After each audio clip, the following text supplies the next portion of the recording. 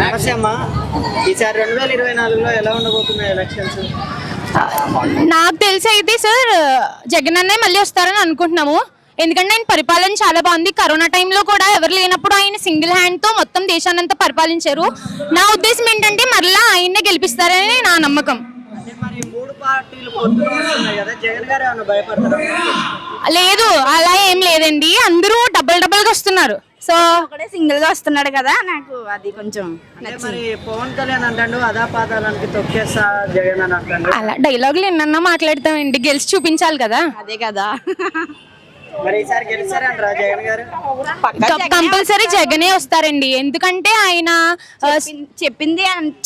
చెప్పిందంతా చేశాడు కాబట్టి జగనే వస్తాడు. మళ్ళీ అందరూ ఓట్లు కూడా తనకే వేస్తారని అనుకుంటున్నాం మేము. జగన్ వల్ల మీకు ఏమన్నా పథకాలు అందినాయా?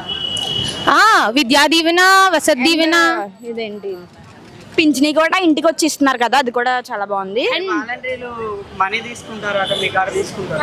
మా కాడ అలాంటి ఏమీ మాకు తెలియలేదు మరి. అండ్ రేషన్ కూడా ఇంటికి వస్తుంది కదా, అది కూడా ఒక ఫెసిలిటీ ఇచ్చారు. అంటే ఈ పథకాలు పెట్టి జనాల్ని సోమరిపోతులు చేస్తారని పవన్ కళ్యాణ్ అంటారు. చాలా సోమరిపోతాను ఎలా అవుతుందండి? ఎవరి పనులు బిజీగా ఉన్నప్పుడు ఇంటికి వచ్చి ఇవ్వడం అది సోమరితనం అవ్వదు కదా. సో వాళ్ళ డ్యూటీని వాళ్ళు నిర్వర్తిస్తున్నారు అంతే.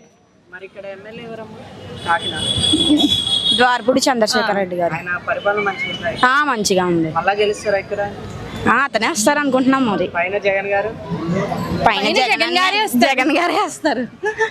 జై జగన్ అన్న.